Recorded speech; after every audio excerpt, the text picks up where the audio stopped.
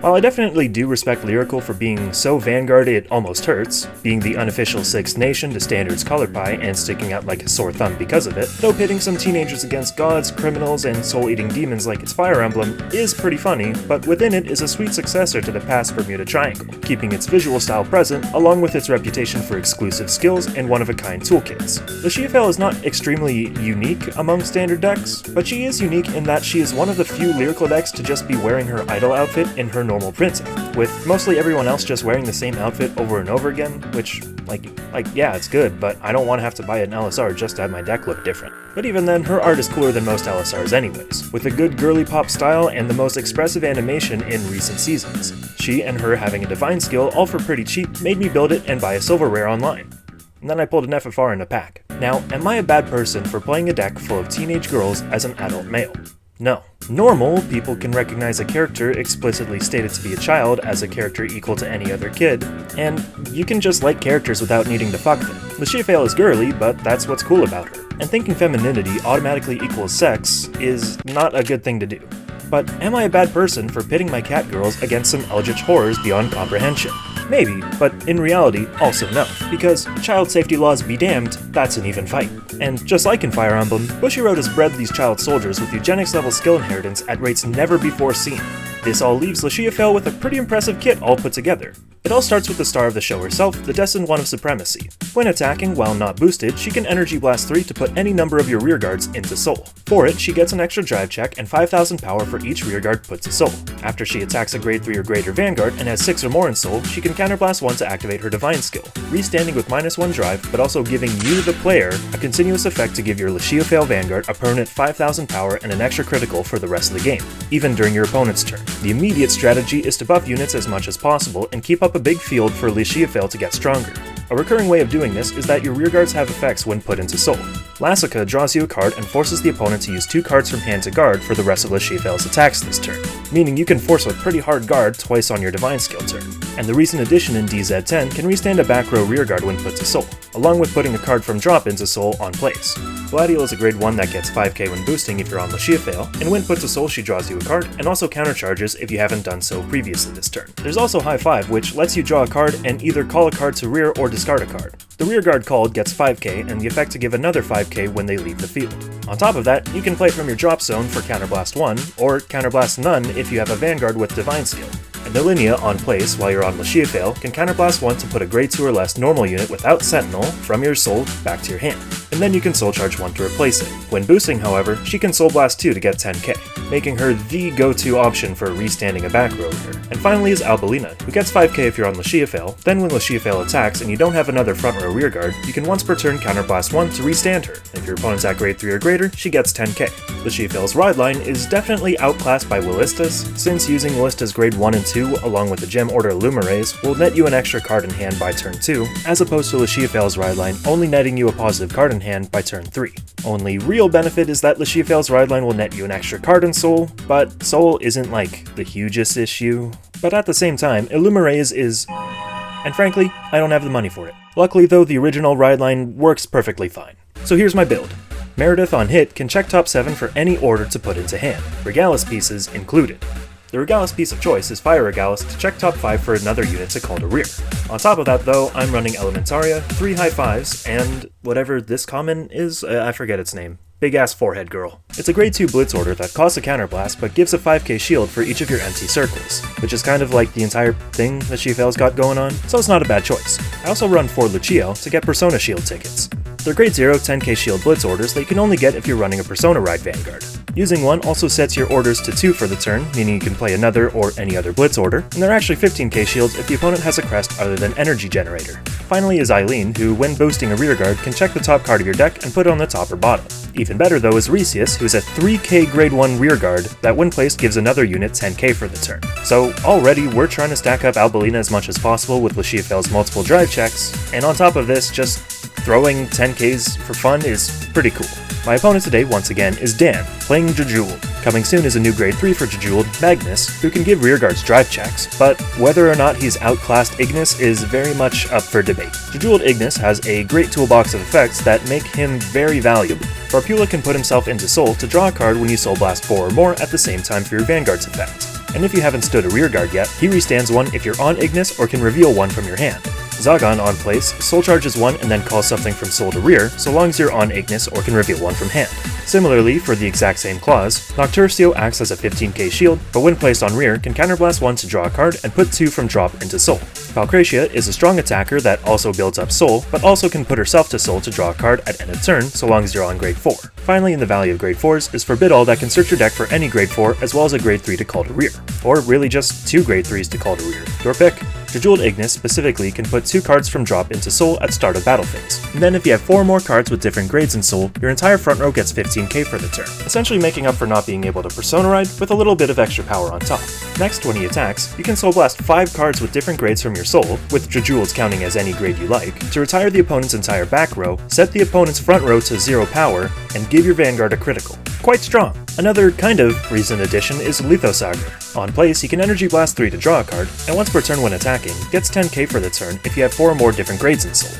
Next, when you Soul Blast 4 or more cards at the same time for your Vanguard's effect, he can also counterblast 1 to stand himself. You may read this and get a bit confused with the complications with Varpula, but effectively just use Varpula first because you haven't restood anything yet, and then afterwards use Letho. Smoothing out the deck is 3 Bifrons to try and search through the deck a little bit, and Composite Freaks who can bind himself from the drop to put cards from drop into soul, on top of getting a little extra shield. Before we start the fight, I need to let you all know that my channel is sponsored by Ronin Cards. It's a fine store for fine cards that you can use to support me. You can find it using the link in the description and use code SHERIFF for 5% off your order. And while I'm bothering you, I am also open for art commissions where I usually draw Vanguard stuff, either full-on pictures or just chibis. The chibis specifically are perfect for energy counters, like this one. I don't know if that's going to show up on camera. Maybe. Who knows? This will. Straight to your viewers, just like that. Not even straight to my viewers, gay to my viewers. So, after giving a gay, Dan starts his turn going first, and rides in, doesn't do much else. On my turn I go through the normal steps, as well as using my grade 2 skill when discarded to Soul Blast 1 and get a Persona Shield ticket. I also call up Baladiel and start attacking. Though Dan's defensive trigger is going to stop my second attack.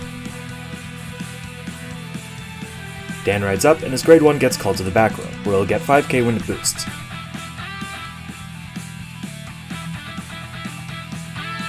And on hit, he soul charges 1, and after boosting or attacking, the grade 1 also returns to soul. On my turn I'll ride, and my grade 1 will draw me a card and then put a card from hand into soul. For it though, my Vanguard gets 5000 power. I put Oresius in right now with the intention of getting it back with the Millennia later. Vanguard attacks for 15, and because of that the opponent's gonna no guard. And with a draw, Meredith is now attacking for 28. Luckily, the power's too high to guard, so I get to check top 7 for an order, in which I grab high 5.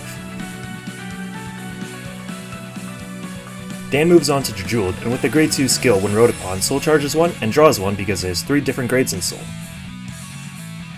He also calls Letho, using its skill immediately to draw 1. He's also going to use Bifrons to search a little bit more, checking top 3 for a card to put to hand, 1 to soul, and 1 to discard. Finally, for just a little bit more searching, he uses Drajeweled's skill, counterblasting 1 to soul charge 2, and drawing 1 because he soul charged 2 different grades.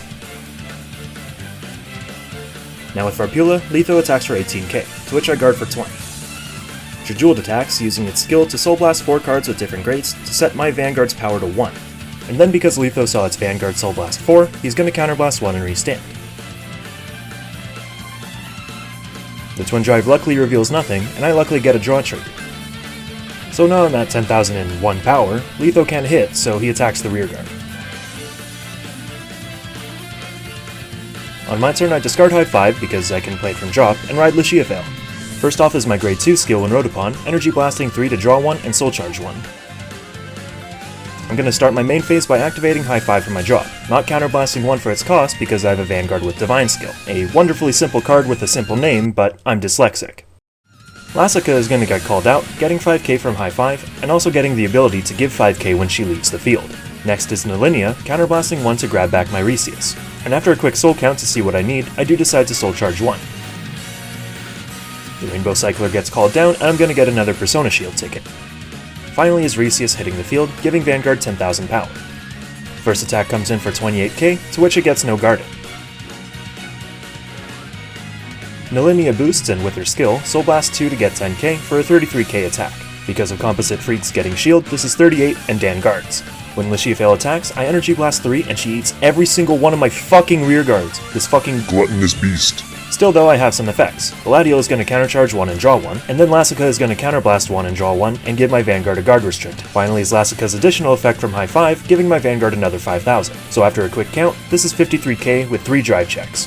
And if Dan were to guard, he needs to call 2 or more Guardians at once. However, he's playing the Blitz order, so nothing gets called at all. Still though, I get a critical, and then my Overture, with it returning a card from damage to hand, and then calling a new rear guard to attack. So something about this getting out of hand, now there's 2 of them. The Spare Homunculus LISCIAFAEL gets the 100 million power, and my last drive check is just an Albelina. At end of battle though, LISCIAFAEL's Divine Skill activates. For it, she restands with -1 drive this turn, but I have the effect to permanently give her 5,000 power and an extra critical. So this attack is 68,000, 3 damage, 1 drive check. Dan needs to perfect guard this, so he's gonna have to call an extra card because of Lassica's effect. Finally, Licia 2 comes in for 100 million, to which Dan no guards and gets a draw. On Dan's turn, he rides up to Drajeweled IGNIS. Nocturcio comes out, counterblasting 1 to draw 1 and put 2 from drop into soul.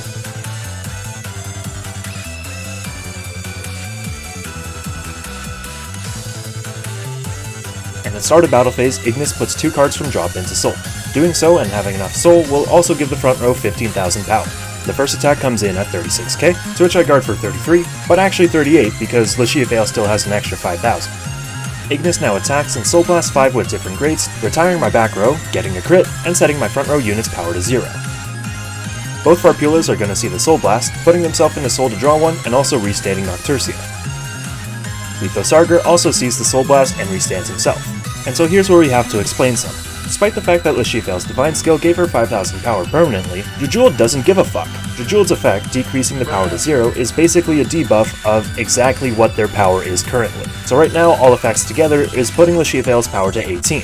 Drajeweled's effect is giving a negative 18 buff. So even with the Divine Skill, Drajeweled is finding a way around it. Because this attack is huge and with an extra critical, I decide to no guard. Triple Drive reveals a critical, giving the critical to Van and power to rear. I score a heal, which won't work, but will give the power to Van. Litho attacks for 35 to my 10, to which I perfect guard. Nocturcio also attacks for 38, to which I perfect guard again.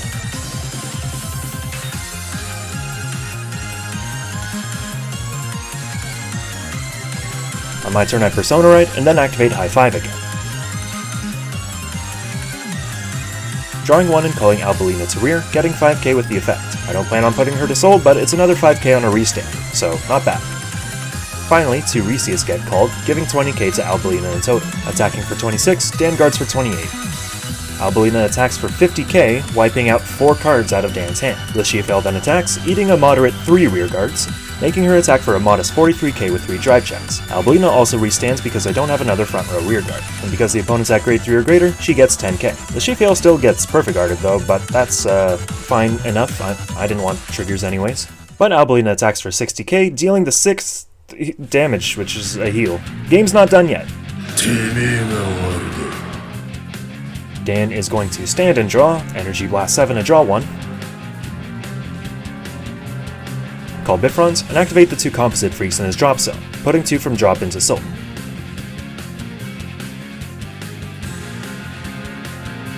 Start of battle phase, Ignis gets 2 more in soul, and gives the front row 15k.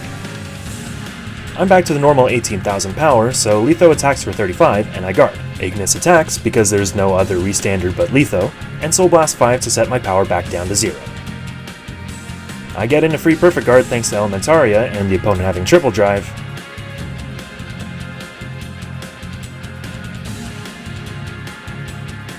But that triple drive is going to reveal triple triggers. In total, healing in 1, drawing 1, and giving Litho a 65k attack with 2 damage. And that, I cannot guard. I'd really like to thank you all so much for watching. I wanted to really try getting out as many videos as I can before the next semester starts, but because of that I'm trying to get at least 1 or 2 more out before school actually gets like fucking annoying busy. If you are somehow still watching this, maybe you should check out my Twitter. It's where I am most often interacting at all, or alive. I don't even know. Thanks for watching the video. I'll see you guys hopefully soon.